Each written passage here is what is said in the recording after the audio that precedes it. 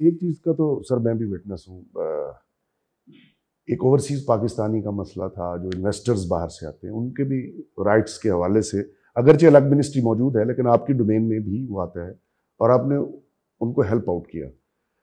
مجھے یاد ہے فرانس سے نبیل صاحب تھے، وہ ایک آرگنائزیشن چلاتے ہیں OPRPC، اسی طرح امریکہ سے طارق نہال صاحب ہیں، وہ بڑا کام کر رہے ہیں اوورسیز پاکستانیوں کے لیے۔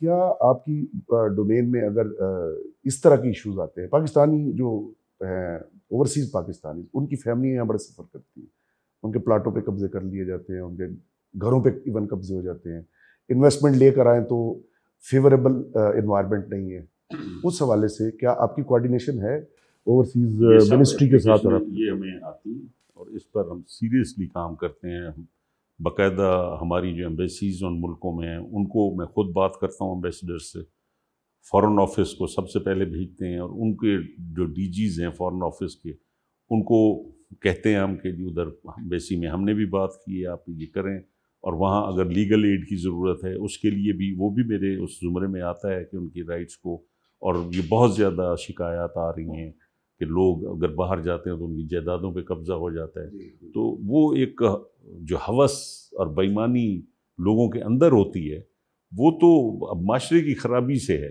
اب مقصد یہ ہوتا ہے کہ نبی اکرم صلی اللہ علیہ وسلم نے فرمایا کہ اپنے بھائی ظالم اور مظلوم دونوں کی مدد کرو، تو صحابہ کرام نے فرمایا کہ جی وہ مظلوم کی تو سمجھ آئی، ظالم کی تو آپ نے فرمایا سختی سے ہاتھ مروڑو۔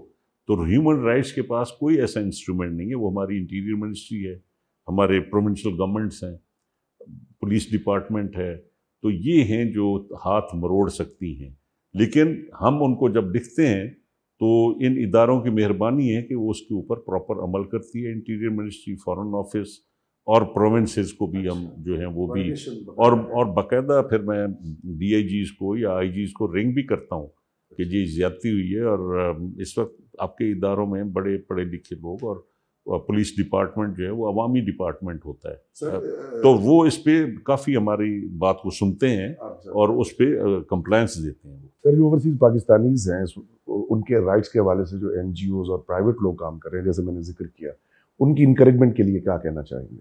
جو ریلیجسلی لوگ کرتے ہیں وہ تو کمال کرتے ہیں، وہ تو اللہ تعالیٰ کی حضور میں ایک ہونا چاہتے ہیں کہ مدد کرتے ثواب کی، لیکن کچھ لوگ ایسے ہیں جو ویزوں پہ زیارت کے نام پہ ویزے لگوا کے اور دہشت گردوں کو لے جا کے چھوڑ آتے ہیں لبنان میں۔ کچھ ممالک نے ہمارے سے احتجاج کیا، وہ تو ایجنٹس ہیں سر، ان کے خلاف جہاں پیٹ کا دھندا ہوگا مولوی صاحب وہاں انصاف اور عدل نہیں ہوتا، یہ ایک پرفیکٹ بات ہے۔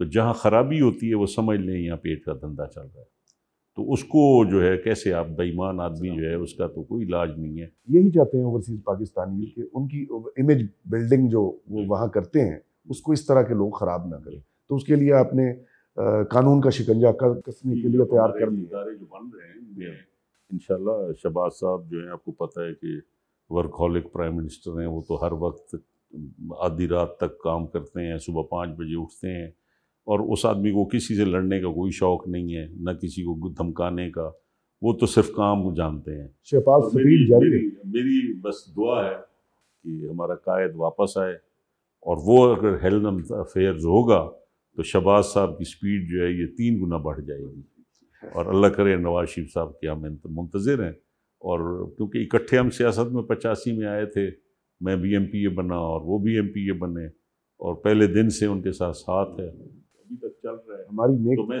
تمنا ہے آپ کے ساتھ، سرخرو ہونا چاہتا ہوں کہ وہ آئیں، اور ان کے ساتھ جو میری مایوسی ہے کہ سیاست میں حصہ نہیں لینا، تو ان کو کہیں کہ اب تک آپ کا ساتھ دیا ہے، اب میں بھی بوڑھا ہو گیا ہوں، آپ لیڈر ہیں، قائد ہیں، آپ اپنا کام کریں، لیکن میں کچھ اب صحت بھی اجازت نہیں دیتی، اور کچھ اپنے حلقے کے لوگوں سے بھی، خیرپور ٹامے والی، حاصل پور، بہاولپور، اور میرے اپنے جو 4 5 6 ضلعوں میں جہاں ہمارے بزرگوں کا تعلق ہے، تو اس میں بھی میں چاہتا ہوں کہ کچھ ریٹائرڈ لائف میں کچھ جا کے وہاں بھی خدمت کی جائے۔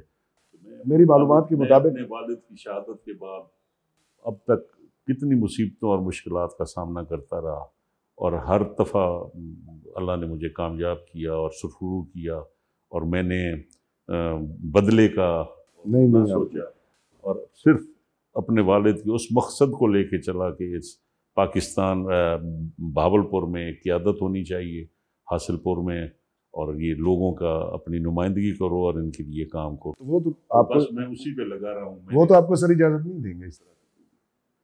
اب بوڑھے ہو گئے جی، اب جو نئی پود آئی ہے اب ان کی سوچ اور ہے، اب ان کی سوچ جو ہے وہ آپ دیکھ. اچھا سر، ایک آپ اسے کہتے ہیں جس کرسی پہ بیٹھ کے خدمت بھی کر رہے ہیں، آپ اسے کہتے ہیں کرسی یزید، یہ بار بار آپ کہتے ہیں، کیوں؟ یہ کیونکہ یہاں سے آل رسول ذبح ہوئی ہے، اور اس میں جب اختیارات آتے ہیں تو پھر وہی جنون ان کو چڑھ جاتا ہے کہ جو ظلم کریں گے وہ ٹھیک ہے.